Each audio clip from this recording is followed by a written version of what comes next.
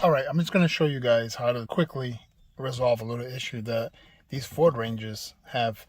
As you can see, this needle is supposed to be sitting on top of this little pin. Okay, now when I turn on the key, watch what it does. Yep.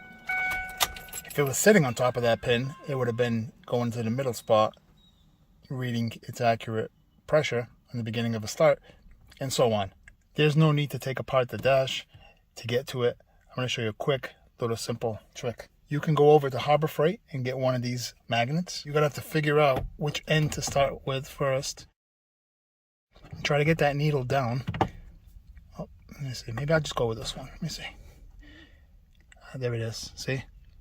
And then what I do, tap it like so. And it'll keep going up. That is the quickest way to fix this. Let's start her up. Beautiful. Simple fix. Get one of these. It's at Harbor Freight. Very strong magnet. I don't know exact specs of it. If I find it, I'll put it right here. Anyways, thanks for watching this video. On to the next project we go.